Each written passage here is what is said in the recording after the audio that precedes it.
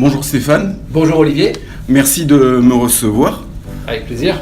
Et tu peux nous expliquer où on se trouve exactement ici? Alors là, on est dans des studios de télévision qui sont dans le sud de Paris, pas très loin de l'aéroport d'Orly, qui appartiennent à M6. Et en fait, c'est tout le département téléachat d'M6 qui se trouve ici. Donc on a des bureaux où il y a 100-150 personnes qui travaillent. Et donc 3 plateaux de télévision, dont un qui tourne tous les jours et quasiment toute la journée. D'accord. Alors l'émission, elle traite sur Paris et son actualité. Et est-ce que tu pourrais nous conseiller un endroit, un coup de cœur que tu as sur Paris? Oh, il y a plein d'endroits que j'aime bien à Paris. Après, moi ce que j'aime bien, c'est quand il fait beau à Paris, c'est d'aller se balader dans le jardin du Luxembourg ou bien sur les quais de Seine.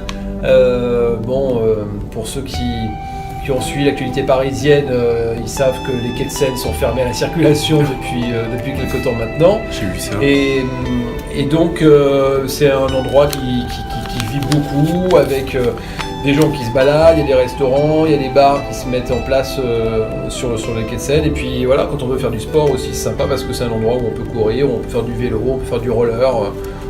Voilà, donc on est en plein centre de Paris et c'est agréable. Ouais, d'ailleurs en sport, tu participes à beaucoup de compétitions au niveau running. Oui, un petit peu, ouais. Ouais. T'en as des prévus? Oui, j'en ai des prévus, j'en fais régulièrement tout au long de l'année.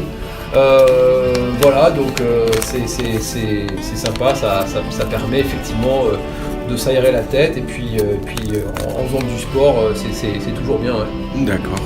Et un spectacle à conseiller ou plusieurs, quoi? Eh bien, un spectacle à conseiller, il y a par exemple la dernière pièce dans laquelle il y a Chantal Latsou qui joue, qui s'appelle Peau de vache au Théâtre Antoine, que j'ai vu la semaine dernière. C'était très marrant, très rigolo. Après, il y a plein de comédies musicales à Paris, donc en ce moment vous avez le choix entre Oliver Twist, entre Les Trois Mousquetaires, entre Timéo. Il y a vraiment plein de choses à voir.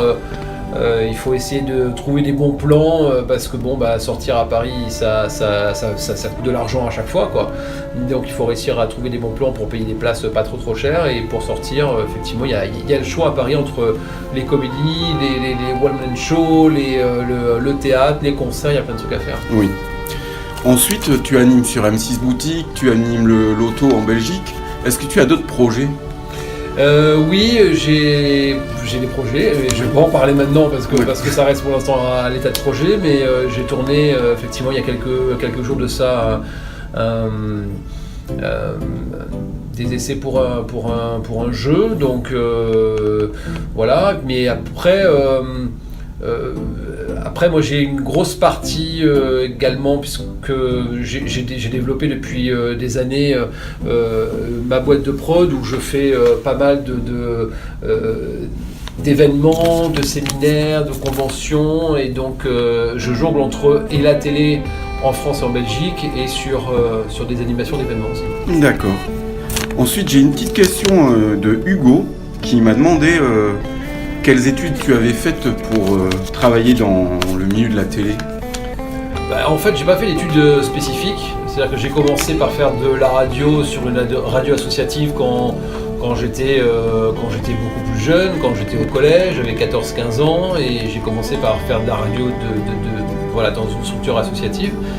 Et puis après, j'ai réussi à trouver des places dans des radios un peu plus importantes et en passant des castings après. D'accord, très bien. En fait, on apprend sur le tas, je pense. On apprend sur le tas, mais après, il y a aussi des structures qui existent aujourd'hui pour se perfectionner. Il y a des écoles privées qui existent pour apprendre à faire de la radio. Après, si vous voulez être animateur ou journaliste, il y a des écoles qui existent, il y a des diplômes à passer. Animateur, il n'y a pas de diplôme reconnu en tant qu'animateur, mais effectivement, on apprend sur le tas. Ouais. Oui.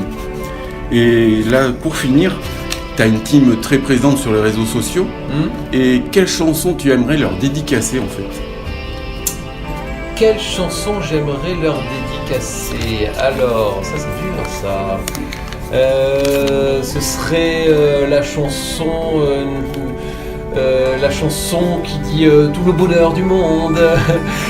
Voilà, parce que c'est vrai que la team elle est quand même bien présente et c'est vrai qu'on échange quand je peux, moi échanger quand je passe sur les réseaux sociaux.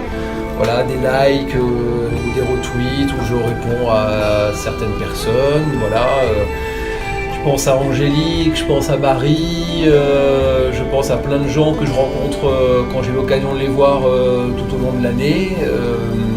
Yann par exemple, je vois par exemple sur la tournée d'été, qui m'envoie des petits messages. Bon, je ne peux pas les citer tous parce que je vais en oublier forcément. Il y a Rosie aussi. Il y a Rosie aussi, évidemment. Il y a Rosie, oui, non, mais il y a plein de monde, voilà. Et donc c'est vrai que c'est toujours agréable et sympathique de recevoir des messages de gens qui te suivent depuis plusieurs années maintenant, quoi. Je crois que cette semaine ou la semaine dernière, j'ai Muriel et Justine et sa maman Muriel qui me disaient mais ça fait 10 ans qu'on vient voir Stéphane sur la tournée d'été, l'année prochaine est-ce qu'on pourra le voir, voilà quoi. Donc je me dis déjà ça fait 10 ans qu'on se voit, donc c'est sympa. Oui, ça passe vite. Ouais, exactement. Mais merci Stéphane. Avec plaisir Olivier, merci beaucoup.